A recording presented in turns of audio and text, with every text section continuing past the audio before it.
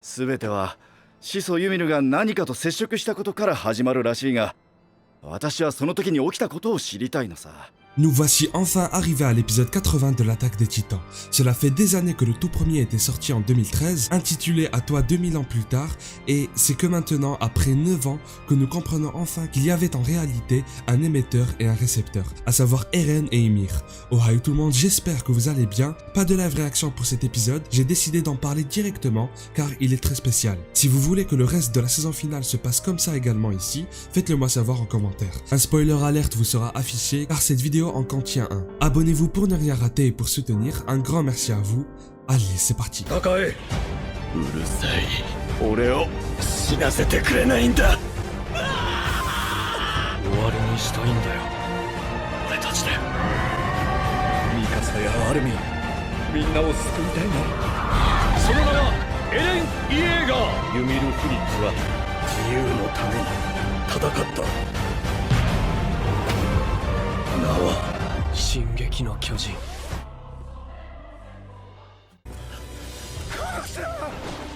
その子も潰した！Alors que dans l'épisode 79, les souvenirs de l'avenir nous révèlent ce qui s'était véritablement produit ce jour-là dans le sous-sol de la famille Reiss, le 80 vient encore nous rapporter d'autres réponses très précieuses, mais aussi des questions supplémentaires, car ça n'en finit jamais. No. Tommy.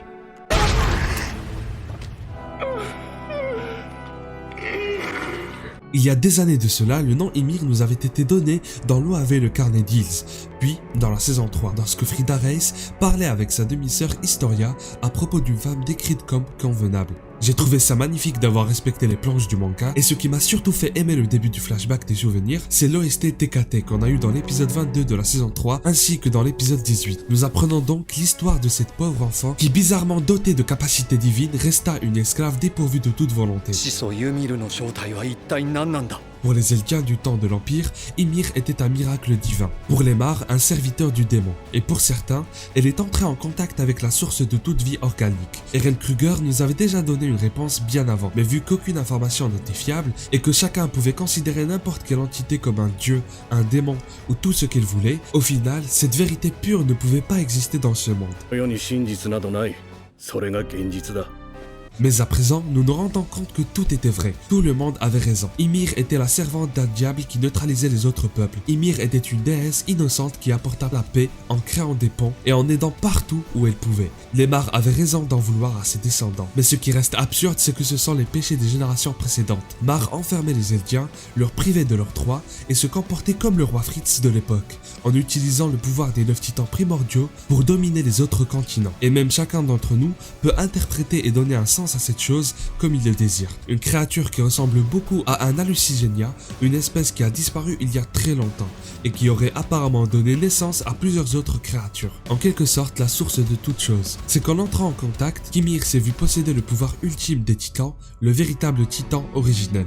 Vous avez tous vu l'épisode, mais du coup, à qui appartient réellement le sang royal? À Ymir, aux Fritz, aux Reiss ou à tous les Eldiens? Les Fritz sont la branche principale du manga. Ymir a eu 3 filles avec le roi, Maria, Rose et Sina, qui sont également les noms des 3 grands murs bâtis par le 145e roi Fritz Karl. Ces 3 filles ont également donné naissance à d'autres enfants, ceci entraînant une importante croissance du peuple eldien, et on devrait dire que tous ses descendants possédaient du sang royal. Seulement, cette différence de sang peut s'expliquer par le fait que seule la personne qui détient les pleins pouvoirs, c'est-à-dire l'originel, peut transmettre à ses enfants et aux futures générations ses caractéristiques royales, et cela a pu commencer dès l'obtention du titan fondateur par l'une des 3 filles d'Ymir.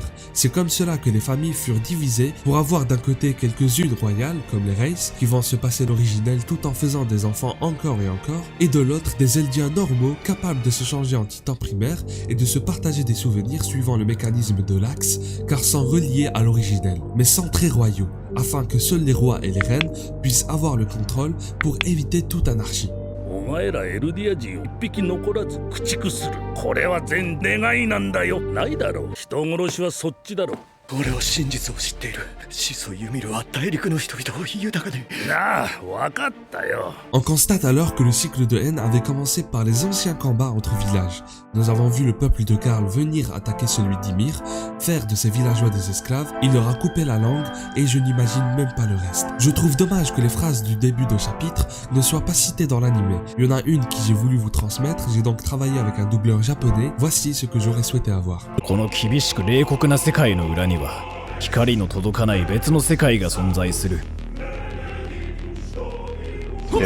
Pour ceux et celles ayant lu le manga, cela fait plus de 2 ans que nous attendions cet épisode, et je trouve ça tellement fou de revoir toutes les similitudes présentes, que ce soit celles entre Ymir et Historia dans l'ending 4 de la saison 1 partie 1, Akatsuki dans Requiem, ou juste la présence de ces fleurs à chaque fois. Il y a vraiment des détails tout petits, mais qui rendent spécial cet épisode, comme l'OST dès le début avec le titre, alors que l'animation n'a même pas encore commencé. Je suis trop fan de cette décision-là. Et on peut enfin le dire, l'ending 3 de la saison 2 Yugure no Tori prend enfin sens. C'était Isayama qui avait demandé de le faire et qui a également réalisé des croquis de ce dernier. Tout était prévu et désormais on comprend tout. On sait à présent que les personnes oppressées n'étaient pas des inconnus, puisqu'en réalité il s'agissait de Mar. Le studio s'est permis de rajouter ce petit coquillage. Plus encore, je sais maintenant que dans le chemin, cette personne par terre s'agissait de Falco, non pas de l'hôte de ce titan, qui je croyais était encore en vie, car fut épargné par Eren.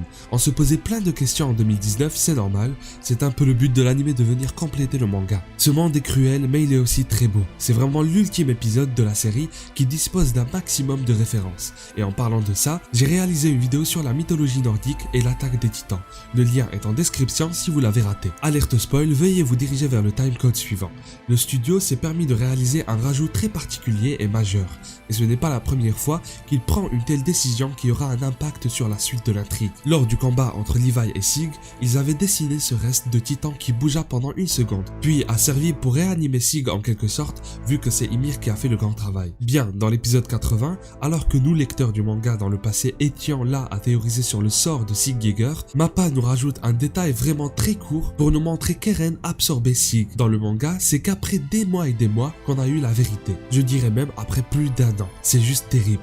Et vous connaissez la suite, c'est car Eren a toujours besoin de lui pour utiliser l'originel. Et je reste pas du tout d'accord avec cette logique, car pour ma part, il détient les pleins pouvoirs. C'est bon, Ymir a fait ce qu'elle désirait et l'a aidé indirectement, et se doit d'abandonner de l'autre côté les Fritz, en arrêtant de leur obéir, et donc en faisant du sang royal un sang tout à fait normal qui n'a plus aucune valeur. N'hésitez pas à me dire votre avis. Voilà, je voulais parler un peu des points importants de cet épisode, je donnerai une note de 7 sur 10, je vous invite à vous abonner et à soutenir, merci beaucoup. Vous pouvez également partager pour faire grandir la chaîne. Donnez-moi votre note dans les commentaires. Je vous lâche un énorme qui droit dans la gueule et à la prochaine. そこにある命をこの世から駆逐するまで俺は巨人を殺す。そしてその道は全て一つの座標で交わる。つまりそれが始祖の巨人だ。